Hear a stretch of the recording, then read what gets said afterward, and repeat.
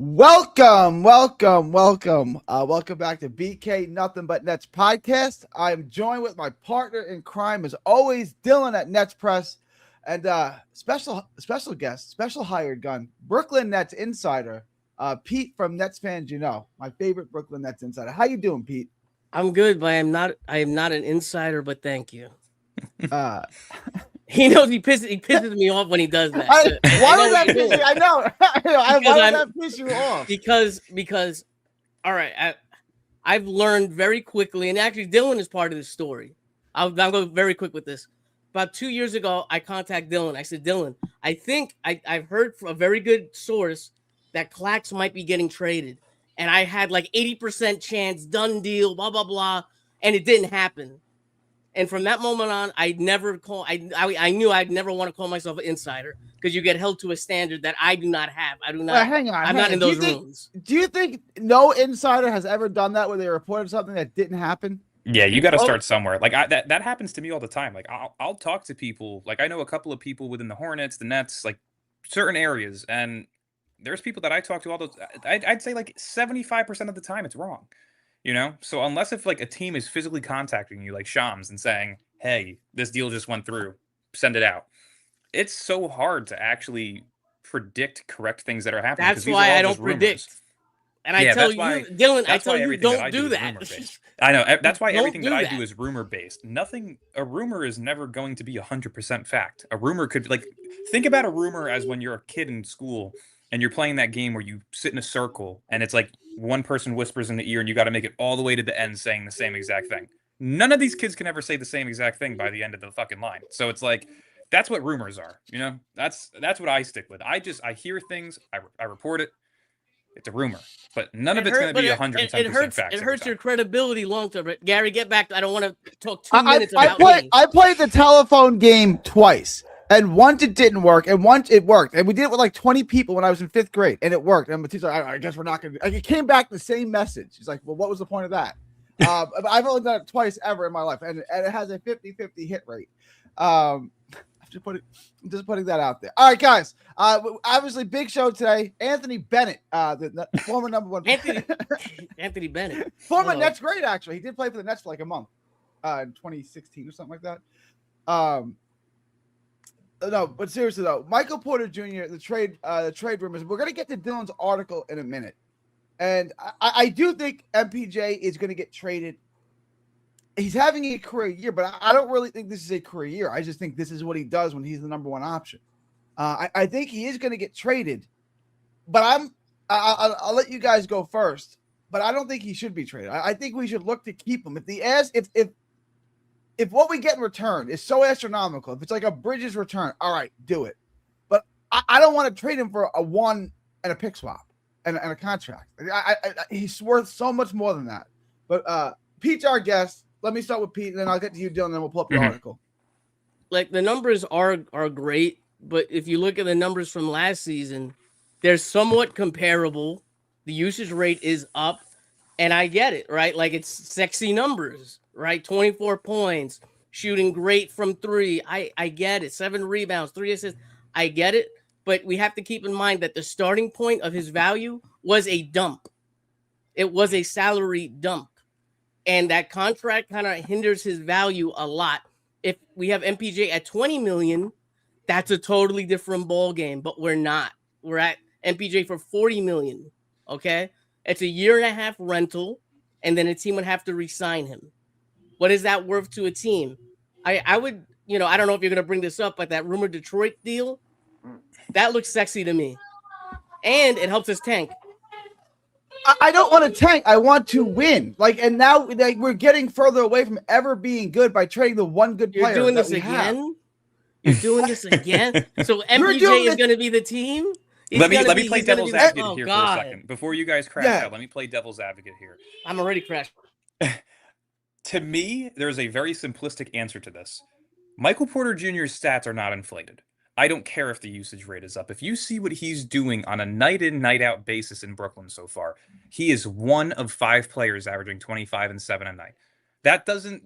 I don't care who you put on the team to be in a category with 3 MVPs and a potential all-star in Denny Avila this year. That's not like a hoax. That's not falsified. This is a guy who's a solidified second option on a contending team. Detroit, if they add Michael Porter Jr., is a genuine contender. Like, they are a genuine threat to come out of the East this year. Cade Cunningham and Michael Porter Jr. may be one of the best duos in basketball. So, to me, there's a very simplistic answer here. He is playing like an all-star. If he had more wins, he deserves to be an all-star. I still think he deserves to be an all-star regardless.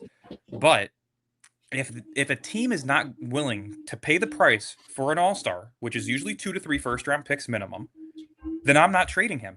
Do what Utah did. Sit him for the remainder of the year. You found your guy. Have him sit for the year. Stay healthy. And let's bottom out. But it's a very simplistic fix. Utah's done it in the past. So many teams have done it in the past where they sit their best player to some bullshit injury that's not even real, or something that's so minor that could wait till the offseason, but they decide to do the surgery midway through the season so this way they can sit him for the year. Like, do the same thing. If you can't get 2 to 3 first-round picks for Michael Porter Jr., don't do it. It's very, very simple. I want to piggyback on that opinion. I want to throw a question back to you. Like, what do you think of that idea? And I want to put this idea out there. That Michael Porter Jr., you said it was a dump, which his contract was a dump. Michael Porter Jr. is either paid properly or he's underpaid for what he is. $40 million is what he's making. He's better than most of the guys who make $40 million. He is. So he's not. He's better than OG Anunoby. He's better than Mikal Bridges. He's having better statistical seasons than majority of the top 20 players. Is he better than Jaylen Brown? Who would you rather have? Michael Porter Jr. Not yet. Jaylen Brown? Not yet. Jesus Christ. No. See, that I won't go as far to say, just because Jaylen Brown's averaging 29, 6, and 5 right now. Right? Jaylen Brown is a two-way player who does more stuff. Yes, Jaylen Brown has god-awful. end. Jaylen Brown has god-awful offensive games. Michael Porter Jr. does not. I wouldn't say that he has god-awful games. He does have shooting games the where ball. He's incredibly inefficient. Yes. Yeah. But Michael Porter Jr. just had a game where he had an inefficient, what was it, 18 points, something like that. You know, like, these things happen. Now, if you're putting up, 15 points on 3 of 16 shooting for 4 out of your next 7 games, then we can talk, and that could be a problem. But Jaylen Brown's had an incredible season this year as the number 1 option. Let me rephrase that. Let me rephrase that, right? Like, if you need a number 2 option, who's a better number 2 option, Jaylen Brown or Michael Porter Jr.? It really depends on who's the first option, though, right? If the first option's Cade Cunningham, then Michael Porter Jr. is probably a better fit over Jaylen Brown, only because he's a better catch and shoot guy too. He's much better off the ball than Jaylen Brown is. Jaylen Brown needs to create his own space half the time. So in terms of who's the better option, it really just comes down to the player. That is the first option on that team. Like, if it's Michael Porter Jr. or Jaylen Brown next to Luka Doncic, then you probably want Jaylen Brown. Just because he can also create, he can also space the floor for Luka, but he's also more athletically gifted, which is an opposite of what Luka is. So Jaylen Brown would probably fit better next to a Luka, while Michael Porter Jr. would fit better next to a Cade Cunningham. So my thing about, and I want to get Pete's thought. Like, Jaylen Brown, I'm not dumping on Jaylen Brown. I think he's a good second option, a very good second option. He's not a great shooter. He's not a great ball handler. He doesn't make people on the court better. He's not an above average rebounder first position. Like, what like Porter Jr. checks a lot of those boxes. Jaylen Brown doesn't. And that's my point. Like, Michael Porter Jr. is probably the best off the ball scorer in the NBA. He's an above average rebounder for his position. He's 6'10", which makes him a mismatch problem everywhere on the court. Like, those are boxes that Jaylen Brown doesn't check. But Pete, let me get to you. Real quickly too, I'm sorry to cut you off one more time. The whole Michael Porter Jr. was a salary dump thing. Was he? Yes. But should he have been? No. Denver was just in such a bad financial position that they need to create cap space. So I don't think he was a true salary dump.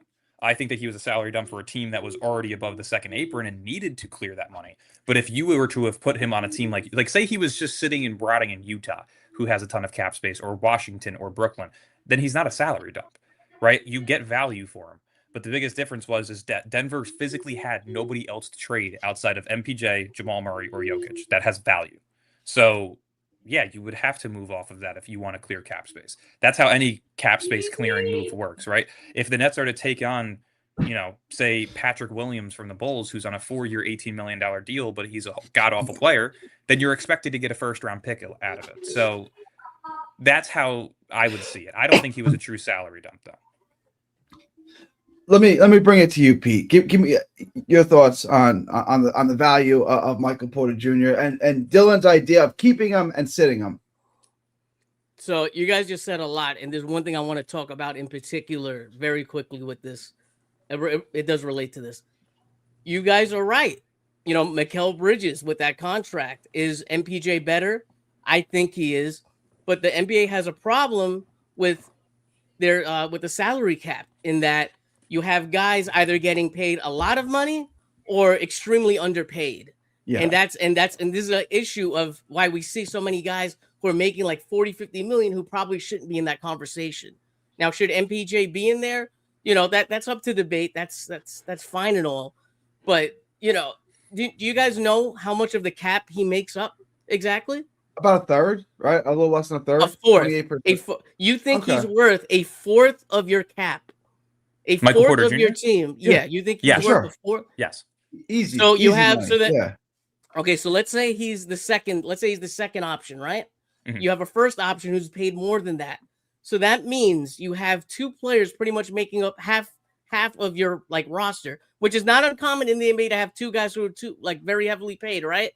But I just don't see me wanting to have him as that guy who makes up 1/4 of my roster.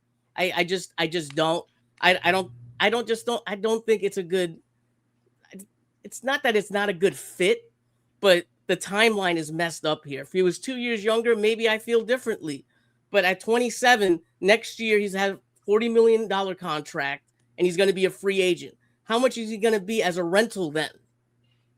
Like, how much do you get back in a trade? Is he going to re-sign with us? Would you even want to re-sign us? I would want to. If I would go all in on keeping him. If the Nets land a top wild. 5, if the Nets land a top 4 pick this year, I would 100% keep him because the Nets have the draft capital, and depending on what they do with Nick Claxton to gain additional draft capital, you're looking at a team that has an arsenal of draft picks, young talent, and salary fillers to where you can go out and trade for a star. Right, you can go out there and try and grab a Devin Booker if he becomes disgruntled. You can go out there and try and grab any of these stars that are out there. The Nets have probably they're probably one of the 4 teams in the league that realistically has the draft capital and assets to go out there and get whoever they want when the time comes. But wait, let me ask you this, right? Let me make the point for Breezy. I'll bring it to you. It is easier to keep your own player than it is to go sign another All-Star. So if you let him walk or you trade him or whatever and you lose Michael Porter Jr., now you're going to spend all of your money looking to replace Michael Porter Jr. with another all-star level player. You already have the all-star level player. He's not old. Why not just keep him? They're not, but the thing is they're not competing now. They're not going to be competing next year. But neither was Utah with Larry Markkinen, though. You know what I mean? Like, that's my thing. Larry Markkinen to Utah is their guy, which is why they still have yet to trade him. And they've purposefully sat him in the past to get the picks that they feel are necessary. They've added Keontae George. They've added Ace Bailey. They brought in Walker Kessler. All of these guys have been drafted to them. The Nets can do the same exact thing. If they feel Michael Porter Jr. can be a solidified second option here, because let's be honest here, between Utah and Brooklyn, right, who has the better chance to land a number 1 overall option through the trade market? Probably Brooklyn, because of the market, because of the draft capital, because of the marketing. Like, all of this has to do with how the Nets can land a number 1 option over majority of teams that have the ability to do so. The Spurs don't need a number 1 option, right? They have Victor Wembanyama. They have De'Aaron Fox right now. So that's a team that's not going to be hunting out there for the Anthony Davises and the Giannis Antetokounmpos and all these guys. So the Nets right now are in prime position to where if you can sit him for the year and keep him, and you also land the top 4 pick to grab that franchise guy on a rookie contract, you're now in a position to where you can make the move for an all-star if you want to enter that play-in playoff conversation since you don't own your pick next year. And even if you don't, you can roster enough guys to where you can still make a play-in push, still have a chance to win a game in the play-in or not, but also build up the understanding of a long-term season and a playoff push for these younger guys, which leads you to the 2027 offseason where you're going to have 2 max contract slots depending on how they use up this cap space. So it really just depends on what avenue they're trying to take. But if they want to be competitive next year, you need Michael Porter Jr. If you get rid of him, there's no replacing him right now. If you look at all the deals that I've proposed, which we're going to get to in a second, you're not getting a guy who's putting up 25 plus a game, right? You're grabbing a salary filler, you're grabbing a young player, you're grabbing draft capital. So if you want to be competitive without your own pick next year, you got to keep him. Okay, but this is what I think. I did this with Gary. I said to Gary, I think it was Gary. But anyway, would you trade getting into the play-in next year compared to not getting into the play-in next year, but having future cap space and future assets? What would you rather do? Well, I would take the latter, but I don't want to answer. Yeah, because if you go star hunting, which is not guaranteed, yes, you're going to give up your flexibility. You're going to give up a lot of your picks over maybe, what are the Rockets going to do? They're going to be very good, right? We're not going to be great. Maybe the Nets pick 8th. Maybe the Rockets pick, I don't know, let's say 25, something like that. For 15, 20 picks in the first round, you're pretty much trading your future away.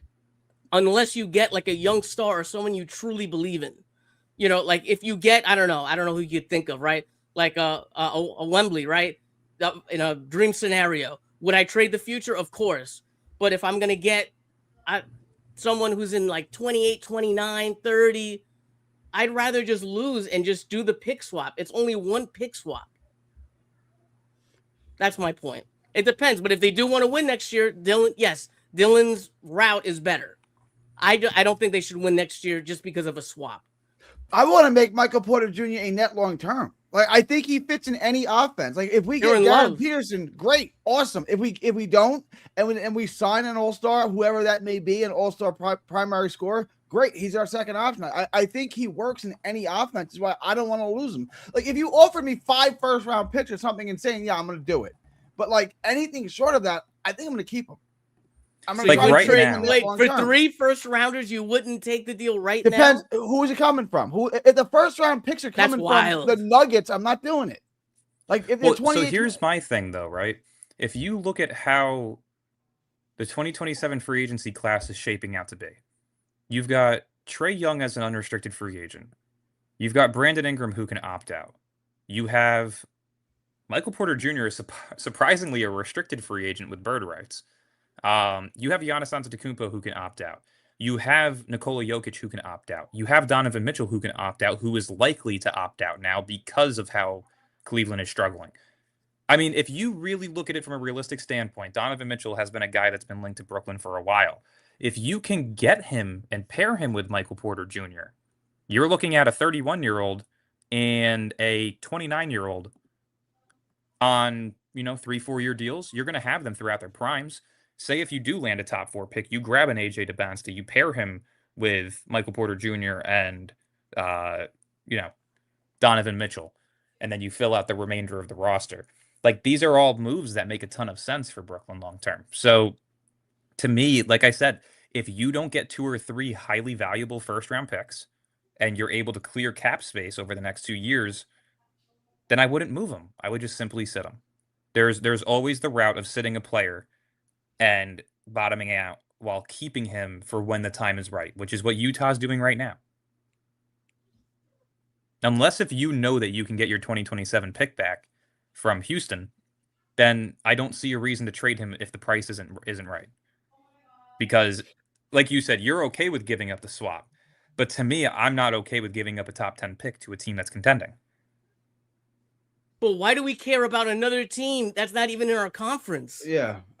Because for me personally, it's the same reason. Like, that's like saying, why do we care that the Celtics got Jason Tatum and Jaylen Brown? But they're in our division. But that means nothing to me. At the end of the day, you have to win games. If the Nets are in the finals somehow miraculously one day against the Rockets, then it's going to matter. You know what I mean? Are we going to be in the finals anytime soon, Dylan? Probably not. But point being is these are the types of teams that continue their success because they have these picks. Why are we okay with giving up these picks and giving other teams long-term success? It's because it's a sunken cost. I disagree. And you don't detriment your future. Say somehow the Nets are like the 9th worst team next year, and they jump up to number 1 or 2 overall, and they grab Tyron Stokes or Baba Al-Dutton. Yeah, that's fucking horrible for us. So it's like, I'm not okay with that. If you're trying to bottom out, That's then not go get your long-term pick back thinking. and go get the value for Michael Porter Jr. But if you're trying to win next year and you have no route to get your pick back, sit him, unless if the price is right. I like Dylan's idea. I'll let you respond, people. I like Dylan's idea of Because you keeping Porter. want to ruin your future. That's why. Why would I ruin my future? I want to have a bright future like Washington and Charlotte, who tank every year, and then didn't Detroit, the team that tanked and didn't get the first pick, all of a sudden, like what happened to them? They haven't been out of the first round of the playoffs. When was the last time they were out of the first round of the playoffs? Yeah, they just got good this year, but that's considerably last year, but.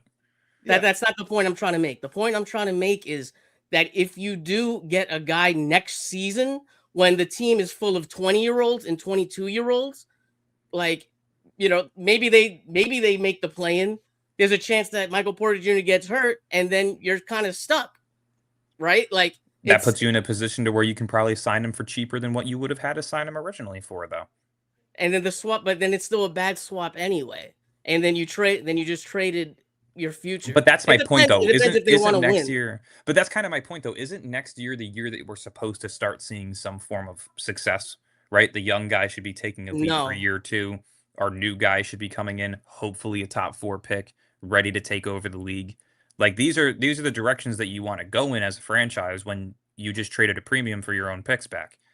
So if you're trying to, but it takes longer than that. It doesn't take one season. Not necessarily. Look at Boston. When Boston drafted Tatum and Brown, they weren't bottom tier teams, and they were young teams still making playoff pushes.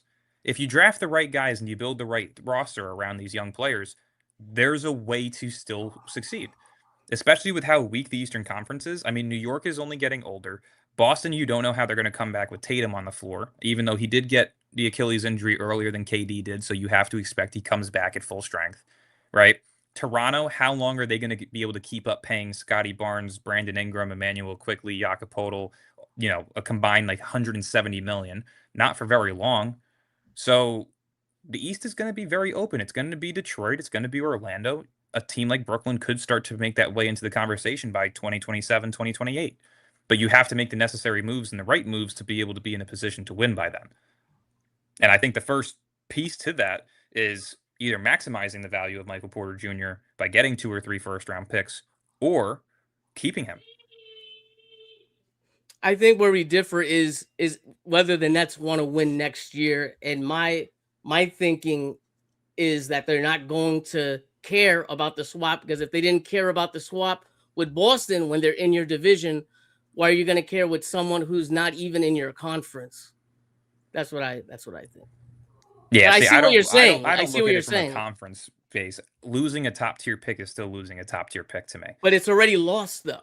That's my issue. But so was the 2025 and 2026 until we traded for it back. So it's like if you don't believe that you are going to be semi-successful, yeah. But if you don't believe that you're going to be semi-successful by next season, then go trade for your pick back. You've already done it once. Houston doesn't need it. They actually have a load of 2027 picks, so they don't necessarily need it. Why would they give it up, though? I'm not going to give up an asset for free because I have other assets. Why would they give up the 2 most important ones? Next year's draft class is nowhere near the last 2. It's top heavy. It's top 6 heavy. So realistically, why did they give up the first 2? Why? Because they knew they were going to add in a star, like a Kevin Durant, eventually, and that's why they wanted to stock up on future picks, including Phoenix's, which was going to be very valuable if they were going to trade for a Kevin Durant, in which they did. But that's my point, though. How many years does KD really have left? Right? Once KD so when you retires, when you want a young lottery pick, then next year, I don't want to make this the whole episode, but how I see it is once KD retires, that's going to open up a max contract slot for them, depending on who they already have on extended contracts, re-signed, whatever. If they go out there and get the 2029 Knicks pick for our pick next year, or some form of protected pick with Denver, like if they go out and add another valuable pick like that, that puts them in prime position to trade for a replacement star for KD once he retires. So I don't necessarily think they need the young player. I think they need the draft capital to find KD's replacement once he retires. You know what I would say, if they want to keep competing. You know what I would say, Dylan? And this is something that's kind of maybe in the middle for us, that I've thought about that maybe could work out. I don't know if it would be like I just made this up. I don't know if this is going to happen.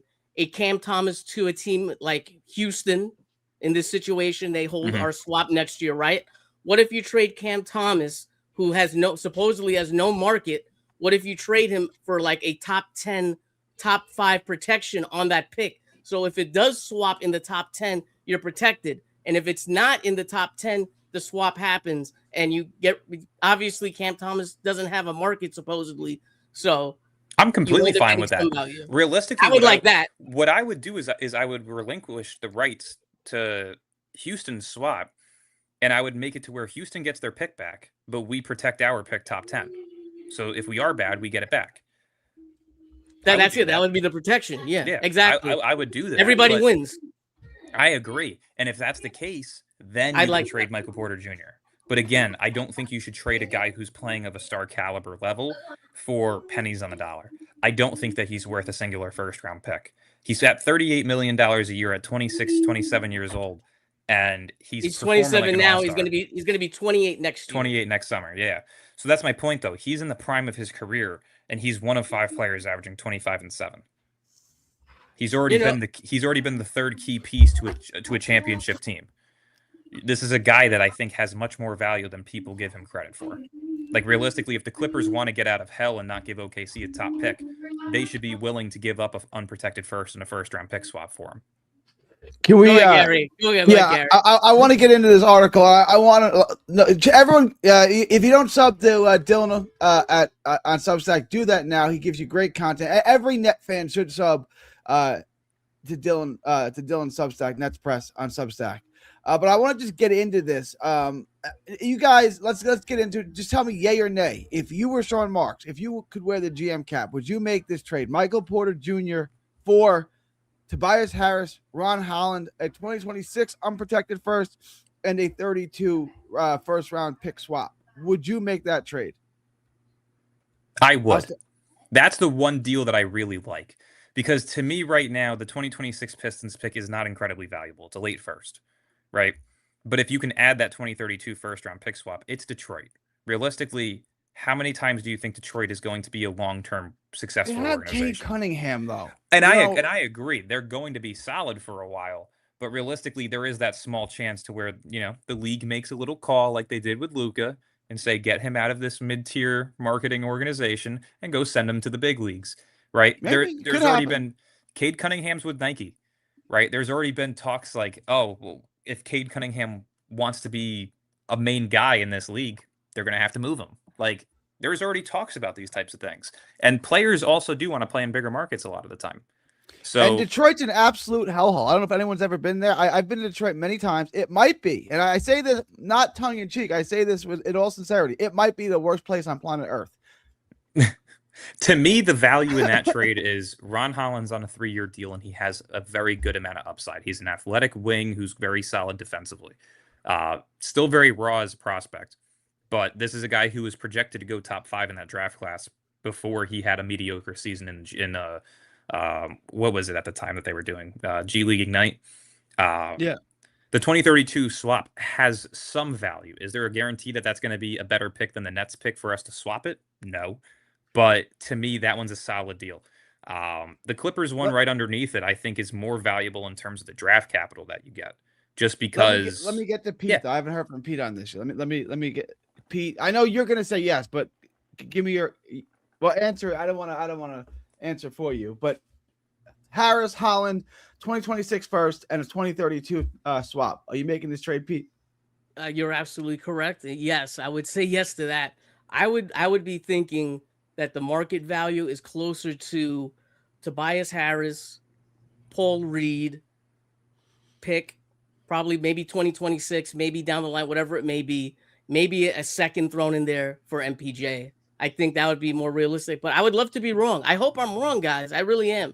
See, that's my only problem. Like, I don't see how a guy playing at an all-star level is worth a pick between 25 and 30 and a second round pick with no young player attached. Like, that to me is crazy. You guys are the guys willing to trade your wife, who's done everything for you, who makes your life better, for the possibility of getting a hot 20-year-old. It's like, I don't know that this is worth it. Like, I maybe just stick with what we got. Like, what we got here is really good. Like, none of this. Like, I might get a super. If I trade my hot wife, I might have a supermodel. You might, but I might. I have a 40% chance at a supermodel. I'll take my chances. All right. The next one is to the Clippers. John Collins, Bogdan Bogdanovic, Bradley Beal, a 2030 unprotected first, and a 2031 pick swap. And you give up Porter, and then Highsmith and Wilson. The Clippers actually save money in that deal. For the Nets, how you're looking at this is Bogdanovic is on a 2-year deal, so he opens up the cap space for the 2027 offseason. Bradley Beal's out this season, so he's not going to make an impact at all. John Collins is an expiring contract. So realistically there, you're looking at financial flexibility for the next 2 off seasons plus 2 highly valuable picks. The Clippers are one of the 4 oldest teams in basketball right now. Their window is closing and they have minimal opportunities to succeed. So for me personally, this is one of those deals that I personally think is, you can't say no to that. You're getting the most valuable draft capital in the league alongside that Denver 2032 unprotected pick. That there either leads you to 3 straight years of lottery picks while you're competing, or 3 trade pieces to go out and get a superstar when the time comes, without having to give up your own picks. So you're making this trade too, right? That one there I would make. I think if you can somehow find a way to get 2 Clippers first round picks, yes. You do it 110%. Go ahead, Pete. You want to weigh in on this? Again, it's Collins, Bogdanovic, Beal, a 2030 unprotected, and a 2031 swap. 2 years, $5.3 million. Oh, that's nothing. So you can buy him out this offseason. Yeah, obviously I would do that. I don't think I broke over here. I don't think I don't think the Clippers would do this. I think you're valuing our guys a little bit too much, or in particular MPJ a little bit too much. But that's just me. Yeah, to me, you're getting a bunch of non-factor players for salary fillers, and then you're getting an unprotected and a swap. Like realistically, to me, the Clippers in this scenario are adding a solidified third option, likely Kawhi Leonard replacement, because Kawhi sucks. He's overrated and he's always injured. But that means you'd be in a position to where you can move on from Kawhi. You're not going to get great value for him, but you can at least add pieces alongside Zubac, Michael Porter Jr., and Harden for now, while still being able to maintain, Derek Jones Jr. You now have Haywood Highsmith as a valuable role player. Jalen Wilson is a very solid 9th or 10th man off the bench on a contending team. So to me, the opportunities for the Clippers to extend their window of success is much better with this trade. But wouldn't you keep him, Kawhi, in this case, because you are giving up 2 picks? You would probably keep him for the first year. You'd probably keep him. You would probably keep him for MPJ's expiring year, yeah. But once you have to re-sign MPJ, I think you would trade Kawhi. And it's going to be minimal value. I could see that. But I would think they would, if you're going to trade your picks, then you'd probably go all in. And a healthy Kawhi with MPJ in that roster gives you the best chance to win, I would think. Although risky, the best chance. Yeah. It would easily make them the most dangerous play-in team in the league. You're making this trade too, Pete? Yeah, I think so. Yeah. I'd be more tempted to make this one, but I'm tempted to make this one, but I still don't know. The Clippers picks might be sexy in 2030 or 2031. Like they might be. But there's a very good chance they might. I mean, realistically, the Nets would probably own 3 of the 5 most valuable picks in the early 2030s at that point. Both those Clippers picks are probably top 3 in terms of value for that year. So wait, if they're so valuable, but if they're so valuable, why are they trading it for MPJ because and not someone better? You've seen teams like the Lakers in the past trade everything for one singular championship. You've seen Denver do it. Like these teams, if they're serious about winning in a short window, to get at that value for 2 first-round picks? No, I don't think so. I truly do not think there's a player at $38 million for 1 unprotected first and a swap that you can get that's better than Michael Porter Jr. Plus, you're adding. People forget Haywood Highsmith is just 28 years old.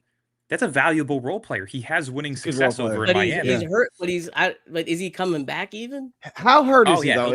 He's very hurt. He just did on-court workouts before the game today. He hasn't been cleared for 5-on-5 yet, But if this is a guy that you can get back towards the end of the season, heading into the play-in or playoffs, yeah, I think he's extremely valuable. I agree. He's not a guy that you need to give 25 minutes to a night and worry about risking his health. This is a guy you give like 13 to 17 minutes a night to, an eighth man off the bench. To me, that's extremely valuable. I think you'd have to see him perform a little bit before the Clippers do something like this. I would expect him to be back about 2 or 3 weeks before the trade deadline. But I guess that's possible. I have no idea. I didn't even know that he was shooting before the game today. That's big news to me. Yeah. All right. I'm more likely to make this one than the other one. I still don't know I'd make it. Milwaukee. I'm out on these trades. Kuzma, Portis, a 2031 unprotected first from Milwaukee, which I guess would be a good pick, but that's so far out it's hard to project. And a 2022 first round pick swap from Milwaukee. I'm out on these. I get why you would make it because you're thinking the 2031 from Milwaukee. Giannis is long gone. They might suck. I get it. I get why you'd make these trades. To me, it's too much trying to predict the future. That is so far out. 2031, 2032. What says you guys? Pete, you want to start this one off, or you want me to go? I guess I'll go. So for me personally, here, this is probably the worst group of players that you can get back in return, and just in terms of value. But you have Kuzma on a 2-year deal, so he matches the Michael Porter Jr. year. He'll free up $22.4 million for you in the 2027 offseason. Bobby Portis at $13.4 million on a 3-year deal. I do think that he does have some value.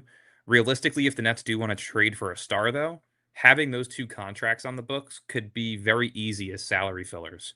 That right there would be $37 million outward. So realistically, if you have those two plus, say, a guy like Nolan Traore or Ben Saraf when the time comes, depending on which one they decide to be your backup point guard, you could throw that young player in and 3 or 4 first-round picks to go out and get a star. Because realistically, if you trade Kuzma and Portis next year for a star, you're looking at Kuzma on an expiring deal, Portis who's on a 2-year deal that you can look to flip for additional assets, a young point guard to add to your team, plus draft capital. So to me, the players there hold somewhat of value just because the Nets historically have been really well with trading for players and raising their values. Again, the selling point on these trades are the picks.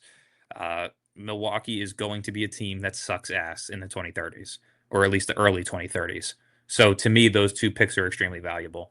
I don't think Milwaukee does this just because I don't truly believe they feel Giannis is staying long-term. But at the same time, if they feel that he's staying this season, then giving him the best chance to win right now with a second option scorer like Michael Porter Jr. next to Kevin Porter, next to Ryan Rollins, next to Miles Turner, that's a really solid starting 5 for the remainder of the year to give you that chance.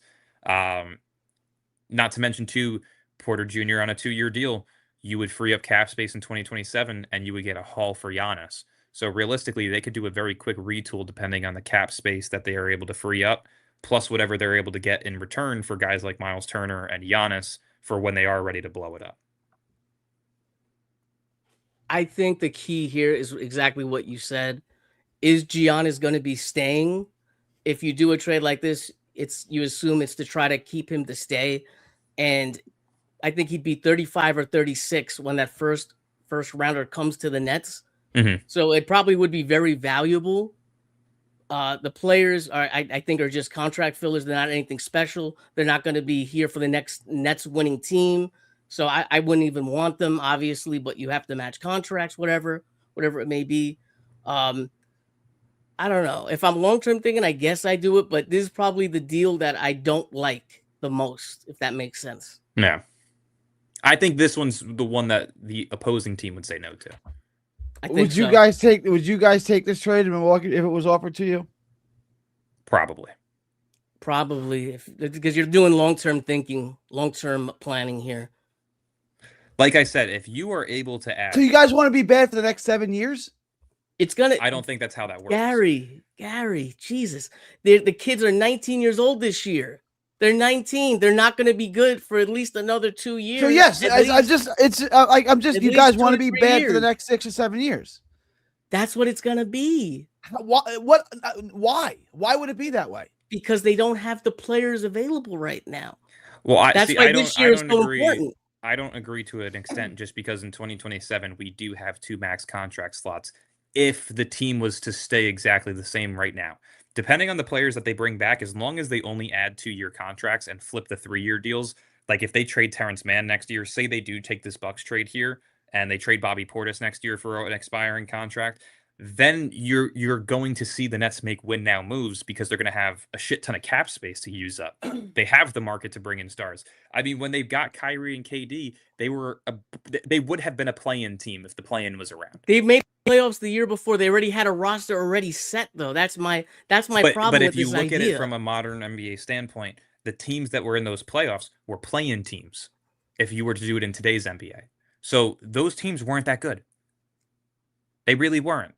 They wouldn't be in the playoffs. They had in a today's whole team day. already set. They had a team ready. How do we to really compete. consider a whole team? You had D'Lo, you had Spencer Dinwiddie, you had Joe Harris, you had Jared Dudley. You know what I mean? Jared Dudley was already gone. I think he was already gone. No, he was there for that final year or 2 years prior. He wasn't there with KD. No, I know that. Meaning 2 years prior to when KD and Kyrie got there, when they made the push for the playoffs, which again would have been a play-in spot, but they took on Philly. Right? Like that's my point. Is they were a mediocre team with cap space that was able to draw talent. Now we're a young team with young assets. If you do land that top 4 pick and that guy turns into a star, you now have the marketability to go out there and spend that cap space on a star that wants to come to New York. So I personally don't see the Nets not being at least a semifinals playoff team. I think they can do that by 2029.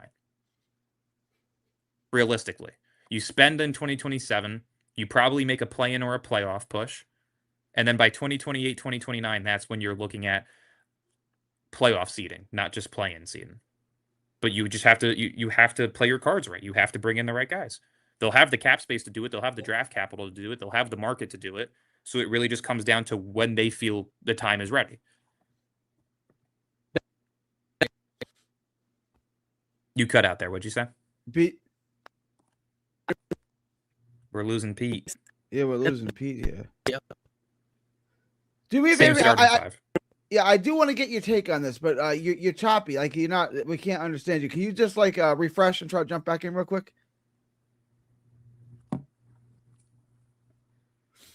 All right, and then did we do the Bulls trade, or have we not talked about the Bulls? We haven't yet. No. All right, I'll start with you, Patrick Williams. The guy's name, who I can never say correct, the white guy with the red hair, the shooter. Kevin I can never say Herter. I can't say it. He hurt 2020 hurt her. He hurt her. Okay, that's pretty good. I think I can remember that. A 2026 top 5 protected first round pick and a 2032 unprotected first round pick. This one's intriguing because one, the Patrick Williams contract sucks. It's probably one that's you're going to have to give up assets to be able to move off of. Herter's on an expiring contract. That top 5 protected pick will likely go back to Brooklyn, right? You're looking at a pick probably in between the range of like, if they do get Michael Porter Jr., of course, you're probably looking at a pick that is between like 12 through 17. So you're still getting a valuable first this year in the middle of the first round, if not the late lottery. And then you're also getting a 2032 first. That can be a swap. That can be slightly protected. I really don't care. But I threw it in there just as an in case. I don't really know what the true value of that would be, just because, again, the Patrick Williams contract sucks so much. So it really just depends on what Chicago's looking to do this season.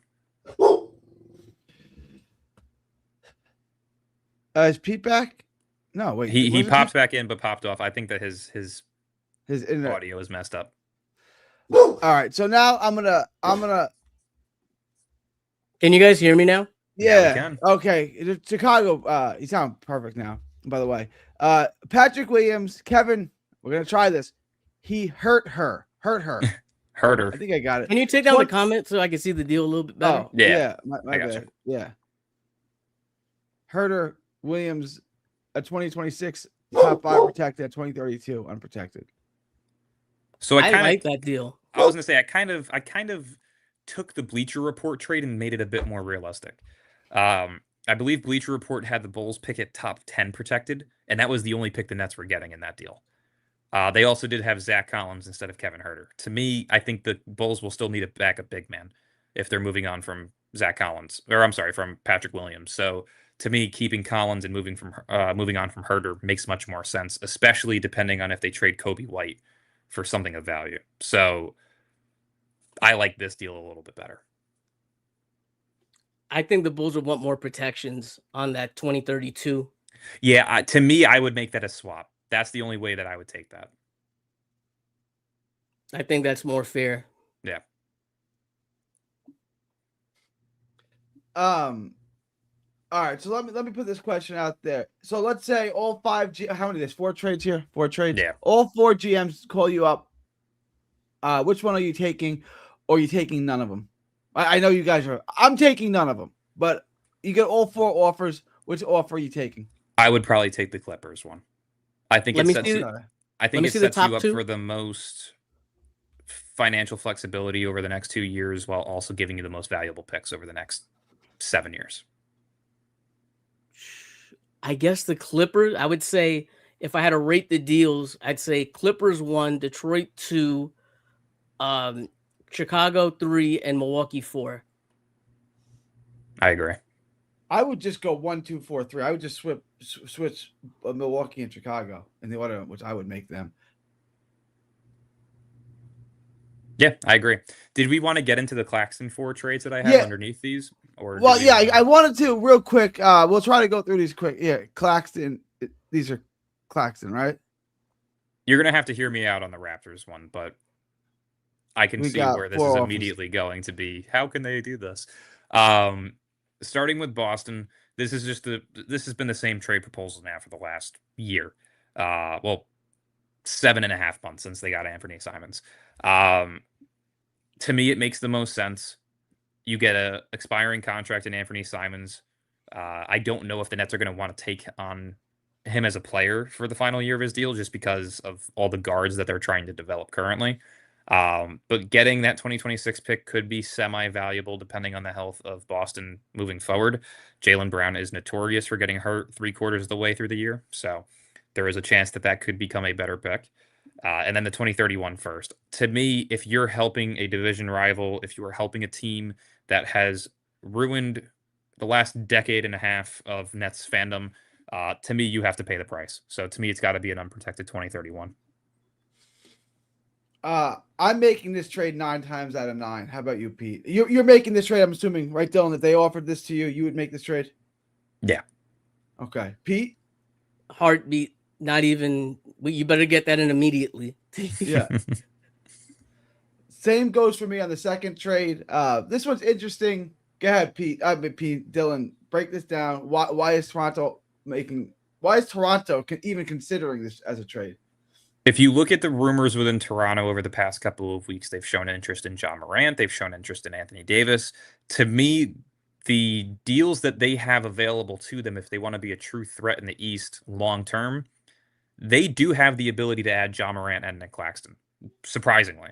If you look at how their current roster construction is with the contracts that they have, Toronto was a team that was interested in Nick Claxton throughout the draft process this past year. There was rumors about the Raptors trading their first-round pick last year, including RJ Barrett, for Nick Claxton. So I do think that is an opportunity that could be revisited. Toronto's been interested in Claxton since the Kevin Durant trade request. So you get a top 10 protected 2030. You get the unprotected pick this year, which is going to be between 20 through 30. I think that's real good value for Claxton. RJ Barrett is a guy that I think is a perfect fit and replacement for Cam Thomas to pair with Michael Porter Jr. while you're still developing those young talents. This deal to me here solidifies you as a play-in team next year, because you would have Yegor at the 1, RJ Barrett at the 2, MPJ at the 3. You're hoping to add maybe a Cam Boozer or a Caleb Wilson as your starting 4, and then you could probably have Noah Clowney as your 5. You're not going to be extremely successful in the front court because of the size and the inexperience, but your backcourt is going to be very, very solid with RJ Barrett and MPJ. So to me, that's a good enough team to get you to that play-in spot where you want to be successful while also having RJ Barrett as a salary filler to a trade if you want to trade for a star by next season. And to finish that off real quickly, I'm obviously making this trade. Yeah. To finish that thought process off, if they were to make this trade here, they would still have Emmanuel quickly and a salary filler plus picks to go out and trade for Ja Morant. I mean, imagine you have a starting rotation that consists of Ja Morant, Grady Dick, Brandon Ingram, Scotty Barnes, and Nick Claxton. Like, that's a true contender in the East. So I think that that's something that could be very intriguing for them. I'd make this trade, but now if you're trying to trade for Morant or whoever, now you've traded away your draft capital. Now you don't have the draft capital to trade. Not necessarily. I would make this trade just for Barrett and the 2026 unprotected. Like the 2030. Now you're just talking sweetly to me. Like I didn't even need that. I would have did it for the 1 pick. And if you look at Toronto's assets currently, they have 13 total picks. They do own all of their picks moving forward. Okay. If you've read the reports on Ja Morant, he has similar trade value to what Kyrie had when he was leaving Brooklyn, which is a first-round pick and 2 second-round picks. So to me, trading the 2026 and the 2030 leaves you the ability to trade the 2028 plus multiple seconds for Ja with Emmanuel quickly and a salary filler. That's kind of my vision with Toronto if they were to move in this direction. So it is doable for them. It is feasible, and they'd still have some leftover draft capital to make smaller moves to improve the depth of the team. But to solidify your starting 5 with Ja, Grady Dick, Brandon Ingram, Scotty Barnes, and Nick Claxton with Jakob Poeltl off the bench, that to me is a great front 6 already. Because Jakob Poeltl hasn't performed the way that he had over the past 2 years. He's definitely declined so far, and that contract is not that great. So I don't see them moving that contract, but do I see them potentially shifting him into a bench role with like 20 to 25 minutes a night? I think so. Pete, you're in on this, right? I mean, you would make this trade? Yeah, I think with Jakob Poeltl, like that contract, why would they want Claxton when they have him? I know he's not doing as well, and I think getting Claxton makes sense. But what do you do with that contract, man? You keep him as a backup for now. He's going to make 27. He's making $27 million in 2 years, and like 29 in 4 years. You'll have to look to trade him at some point. Yeah. But realistically, how I'm looking at it is, if they have interest in Anthony Davis currently, why would they spend $54 million on a guy who's out of shape and injury prone when they can grab 2 guys at the same price tag who are younger, more versatile, and probably better fits for that team long term? They fit Davis the time a lot better. Yeah, but he's never healthy. That's like saying I want to trade for Kawhi Leonard. You know what I mean? Like, these are great players, but they're never healthy. Same thing for Zion Williamson. Anthony Davis, to me, is out of the age range of which Toronto would want to truly compete with. Because you also have to factor in that, isn't he on an expiring contract next year? Who? Anthony Davis. I'm not even sure. I'm pretty sure he has a player option deal for next year. Not this upcoming offseason, but the following. So you're going to have a year and a half. You're pretty much going to have a year rental because he's probably going to opt out. He's going to go from LA to Dallas to Toronto. You sure as shit know he's not going to want to stay there. When you can grab 2 guys who have chemistry together, by the way, in Ja and Claxton, who are around the same age as Scotty Barnes and Brandon Ingram, and now you have a 3 to 5 year window of success rate to where you can make a true push in the East. I think that that's a no-brainer for them, rather than just adding Anthony Davis, who's going to give you, 35, 40 games a year, has declined as a player overall this year. I think it's a no-brainer for them to go a different route. Davis is under contract next season, and then the player option. Yeah. Mm-hmm. All right. The Golden State trade, the 3-way trade with the Clippers. Mm-hmm. So we would get Collins, Beal, a 2026 unprotected first-round pick from Golden State, a 2031 first-round pick swap with Golden State, a 2031 second-round pick from the Clippers, and a 2032 second-round. So it's 2 2s, a 1, and a swap, Collins and Beal, and we're giving up Claxton and Highsmith. The Clippers receive Kuminga and Hield. Again, it's going to seem a bit weird, but I can break it down very easily. Go ahead. To me, Claxton's worth a first and a first-round swap. The Warriors aren't giving up anything to the Nets in this scenario. So to me, you have to give something of value. The 2026 first, if you add Claxton and Highsmith, realistically should put you into that 6 through 7 seed which gives you the opportunity to be a playoff team, if not a little bit higher. The Clippers here getting Kuminga as a young player, it's already been reported that he's likely not worth a first-round pick anymore. So for me to take on Bradley Beal's contract, that's a second-round pick. To take on John Collins' contract, that's a second-round pick. So that's where I kind of see this. Kuminga adds youth and upside. You add Buddy Hield as a solid floor spacer and role player. And again, the Clippers are still trying to put themselves in a position to succeed now. So there may be a difference in whether or not that 2031 Warriors pick should be protected versus swapped. But I think that this is a similar baseline to what should be looked at if you're the Nets. To me, I would make this trade if it happened. If it was offered me, if this was offered to me in a vacuum, I'd make this trade. But I'd make the other two ahead of this trade. Mm-hmm. I think the Warriors. Go ahead, Gary. No, if this was the only thing, if this was the only trade offered to me, I would make this trade. If I'm getting a 1 and a swap for Claxton, I don't care what else comes along with it. I'm making it. Pete, go ahead. I think the Warriors would definitely want a protection on that 2031 swap for sure. I think they would say no to this. I really do. But if I'm the Nets, I would take it, obviously. That 2031 swap might be very valuable. You never know. A player gets hurt on their roster. Steph Curry gets hurt. You're looking at a lottery pick, possibly. I don't really know how Golden State's in a position to say no to a 2031 pick swap. Like they got Steph Curry on a short on a short time frame here. Like I don't want to give the pickup, but like Steph Curry is going to be a long afterthought in 2031, right? Like I have 1 year left, 2 years left to win tops. That's why you want protection on the pick though, because you know that he may be gone by then. Well, if I'm the Nets, I'm going to say I'm not going to give it to you. So here's a different scenario. If you were to make the 2026 pick lottery protected and you were to make the 2031 pick a swap, do you think the Warriors would do that? Because to me, the 2031 pick is more valuable than the 2026 pick. You're correct. In that sense. I don't think there's any chance the 26th pick would be in the lottery. So that would kind of be like a waste if I'm the Warriors. You never know with Jimmy Butler and Steph's health. It's true. Like Steph is an ankle injury away from being out for the season. He's practically hitting grandfather age in terms of NBA longevity. Jimmy Butler is one of the weakest regular season players in human history. The guy doesn't try. So it's like there is a chance that it hits lottery, especially if they're at the 7th or 8th seed and they lose in the first 2 games of the play-in. Then yeah, they're a bottom 14 team. So I still think there's a chance for that, whether they add Claxton or not. If you're them, wouldn't you want the protection on the 2031 though? I mean, listen, regardless of which one it is, I would accept it. Just because. Really? You got to answer this question. The 2031 is the one you want the protection on if you're the GM of the Warriors, right? Yes. Okay.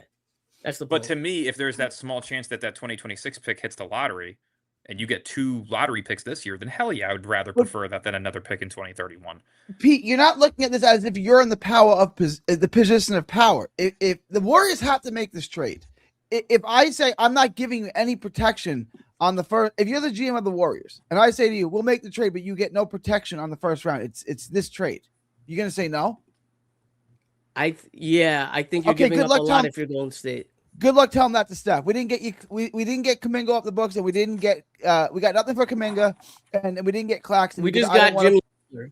We just got Jimmy Butler, and I'd rather save the picks to get someone else who's better. See, that's the problem, though, is I genuinely don't think the Warriors have an offer to get somebody better. Like from a realistic standpoint. That would be right. That's a key difference. If that's the case, then that changes a lot. But if I'm them, I'd rather. The Warriors are a very stingy organization. They're becoming the new Pat Riley in Miami Heat. They don't make moves. They've already lessened the values of guys like Moses Moody and Jonathan Kuminga by keeping them longer than they should have. So they're an organization that does not make the smartest moves. They're not truly invested in winning with Steph Curry right now. If they were, they would make the necessary moves. But didn't they just get Jimmy Butler? Realistically, who the hell thought it was a smart idea to trade for 36-year-old overpaid? Doesn't try in the regular season for that deal.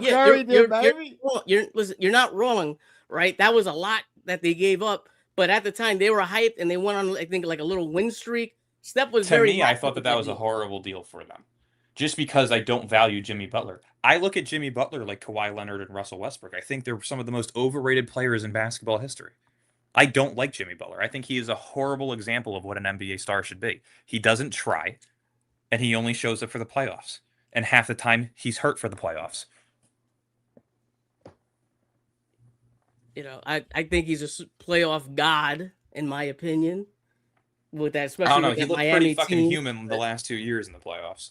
You know, he's getting old, man. You know, he's obviously But that's gonna why be I'm past saying, the prime. like, that's why you shouldn't be making those deals. I agree. I agree. You know what I mean? I would have Like, not made that deal. like realistically, if that was the case, I would have waited for Anthony Davis. I would have waited for, somebody who's going to be better, even though they may have similar injury history. There's players that are better than him with the same injury history. Go again. All right. There's one last trade here. It was with the Hornets. Three team deal with the Hornets and the Bucks. We would receive Kuzma, Portis, and a 2030 unprotected first round pick. End of 2032 swap. So the 2030 would be Charlotte. The 2032 swap would be Milwaukee. To me, this is the most valuable deal out of the Claxton trades, because the 2030 Hornets pick is extremely valuable, as well as that 2032 swap with Milwaukee. So at that point, you would now own your own 2031, your own 2030. You would have the swap rights to the Bucks 2032, as well as the unprotected Nuggets 2032. So you're talking about 2 picks right there in 2032 that could be, if not most likely, lottery picks. And we'd also be trading Highsmith in this. So we'd give up Claxton and Highsmith to get Kuzma, Portis, the Charlotte 2030 unprotected first, and a 2032 swap with Milwaukee. Yeah, I'm with this. I'm with this for sure. Because Kuzma and Portis coming off the books, so that's non-factors to me. Yeah, I'm making this trade. Bridges, yeah. Pete, I would do it. I would do it because I was talking to a writer one time, that works for like a major publication, and what you said is kind of what he said. Right now, they look like very valuable picks. Things can change, but if you're estimating on how much value those picks are going to be, they look like they're going to be very good. Not to interrupt you guys, but can we fucking get rid of mainstream basketball media? Please, yeah. You mean legacy media? Oh my God, Yahoo Sports just posted this. A Brooklyn Nets Giannis trade scenario. Michael Porter Jr., Yegor Zhomon, Nolan Traore, Drake Powell, Ben Saraf, the 2026 Nets first, the 2027 Knicks first, and the 2029 Nets first for Giannis, Thanasis, Gary Harris, Jericho Sims, and Amir Coffey. Yahoo Sports, if you're watching, go fuck yourself. Yeah. Hey Nets, do you want to be Milwaukee? Like, what kind of? Yeah. No, I'm not making that trade. Gotta be the dumbest shit I've ever seen in my life, Dylan. But no, you know what they're doing though, right? Yeah, there's a reason why there's so they can get views. Yeah, exactly. It's clickbait. It's the same shit with Bleacher Report. These websites used to be so good with news, and it's literally now just for clicks and money. It's pathetic. Get rid of it. Like, you're useless to society. I agree. I just did a podcast with the Nets Daily writer, and we talked about the rookies, right? And I want to be able to make the thumbnail of talking about the rookies, but it isn't sexy. The most juicy part of it is the Michael Porter Jr. section. So now I have to debate between. It's true. The trade talk is what is sexy. We're talking about it right now. Trade talk is sexy. That's why you made this episode. That's why we're talking about it. That it is what it is. Yeah, not wrong. All right, so guys, if all 4 of these trades were offered to you, which one would you take? I would take the Detroit trade.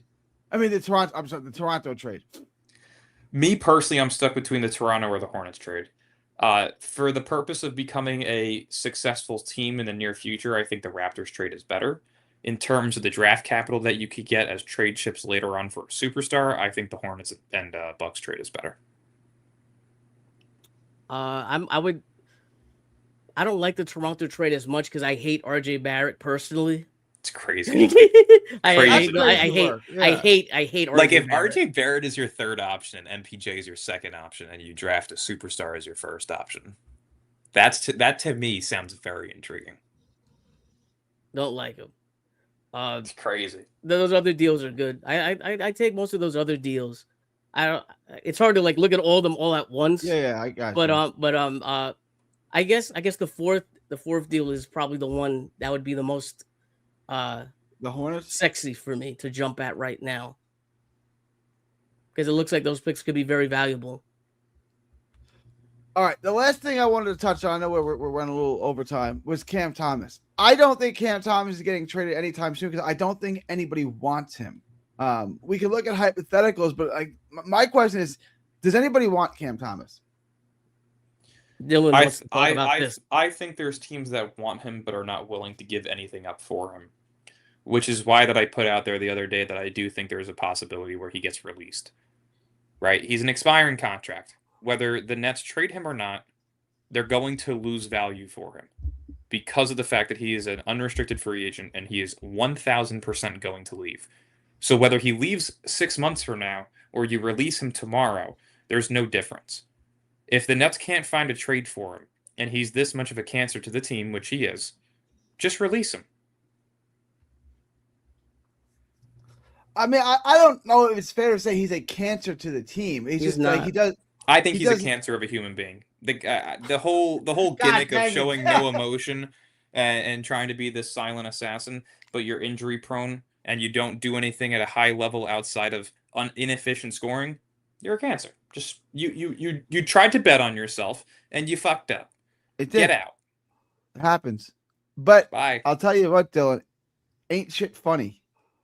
Shit's gonna be hilarious when I see him get traded or released. I'm gonna be fucking laughing. And I'm going to pull up the old pictures, too, of him DMing me. I got it all ready to go. I got the posts ready to go. I can't wait for the day that this dude is off my team. You won't drop him. I will. You won't drop him now? Not now. On your podcast? Not now. I said in the offseason, I had Nate from the chat on, I had a bunch of people on. I said there was no point in even bringing Cam Thomas back. It's going to cause more problems than what you're going to get in return. What you're getting in return is a second-round pick. Going through all this crap is not worth a second-round pick when you have more second-round picks that you can shake a stick at. I'd rather just keep someone else on the roster. Everyone told me that was crazy. Last night, I talked to a national writer and someone who works for the Nets physically on the court. Because I'm not gonna lie to you guys, I'm befuddled that not one team would say, you know what, it's worth a future second round pick for our contending team to add in this depth, or our fringe playoff team could use a punch off the bench, and if this guy doesn't work out, we could just cut him. It's $6 million, and he's gonna be a free agent. He'll be gone anyway. Because nobody wants to deal with the unselfish let me tell you what basketball. They said. You're not wrong. It's part of it is that. Everybody says there's a consistent thing. He is not a cancer. He's a good kid. But there's immaturity there. Like, he wants the ball. When he wants the ball, everybody knows that he wants the ball, and that's supposedly a big issue. And, supposedly he's a hard worker, good kid.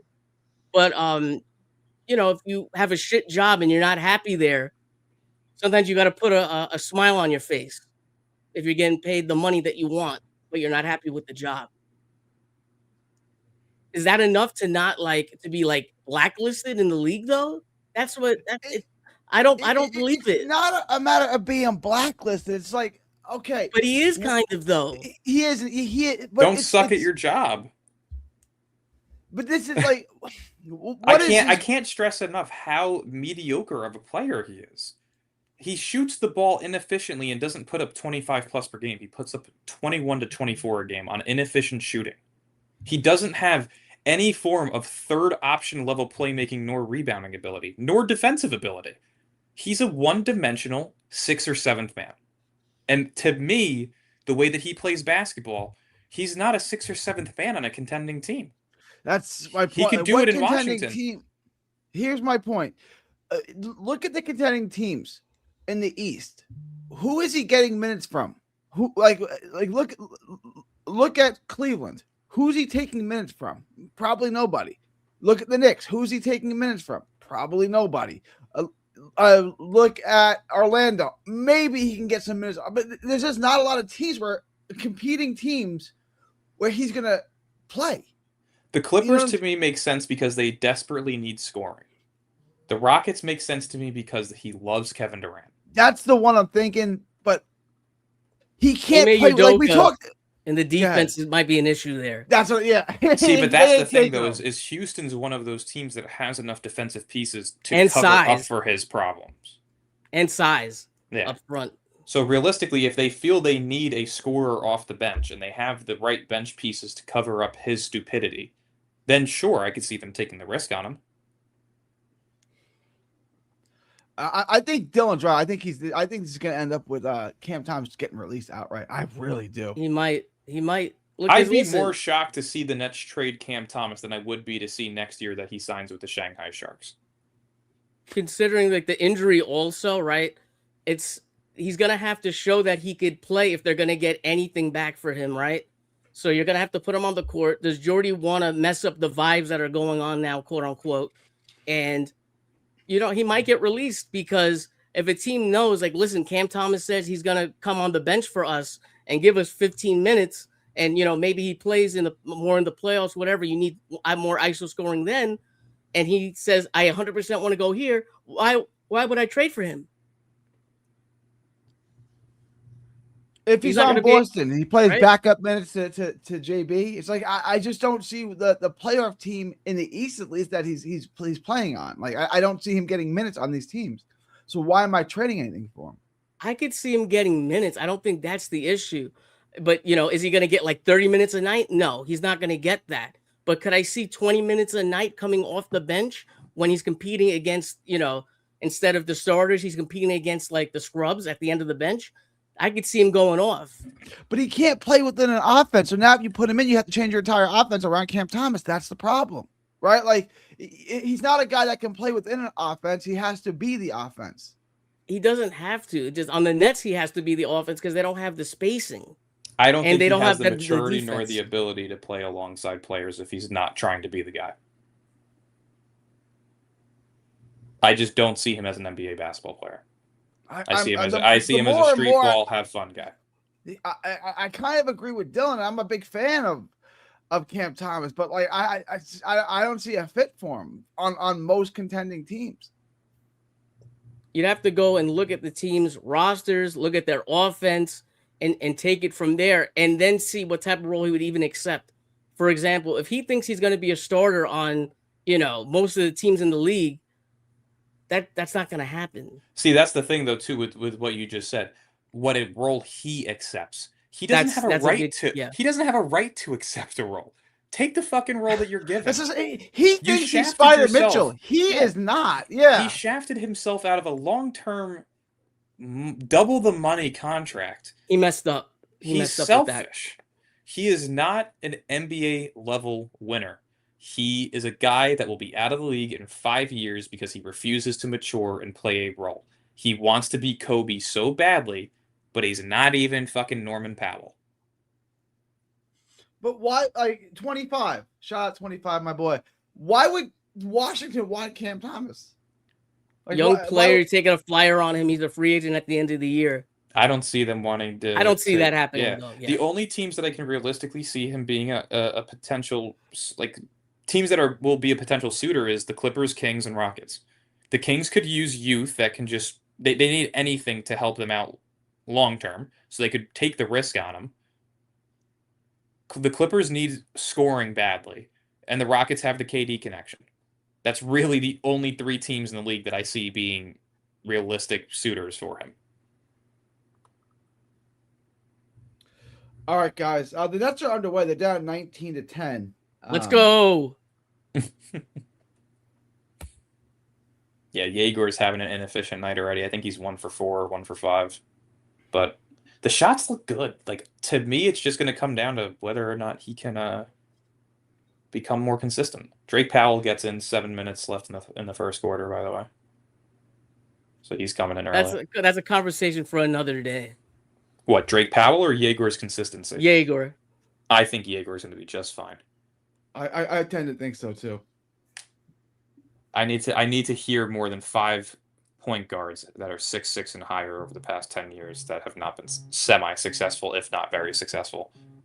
There's not many. He's 19. He's 19 years old. Yeah, Josh Giddey wasn't good until 2.5 years into his career, where he where you started seeing progression. At least he came into the league averaging 12, 5, and 6, but you didn't see progression into his game until he got to Chicago, and midway through the season is when you started seeing that progression. That's my concern with them going for a star when 7 guys in the roster are still 2 years away plus of being ready. Yeah. Well, that's the thing, right? Is do they see him as a point forward or a point guard? To me, I think that his role is going to be best as a point forward. Go ahead, Gary. Gary wants to end it. He's pissed. I could tell he's mad. I'm not pissed. Big I was gonna say I got to eat anyway. So why am I pissed, P? I'm not pissed at all. I'm making. I'll see you guys later. I'm an all insider. right. I appreciate you. Appreciate you, Dylan. Later, Pete. I'm at a loss for words here, Pete. If you were mad, it's okay. I'm not mad. What am I mad about? I don't know, man. Relax, chill. I'm not mad. This is how I am. I'm messing with you. All right. Or end it. You gotta go. Yeah, I gotta go. Guys, December 18th, 2025 for Dylan, Pete, from Texas to the world. Thank y'all and God bless. Follow me at NetFans, Oh, yeah, Pete, sorry. Give yourself a plug. That's good. All right. It's all good. They could see it and hear it. They hear it. Follow me at NetFans, on YouTube and Twitter. That's good. Appreciate you. Everyone knows who Pete is anyway. Not really, but thank you.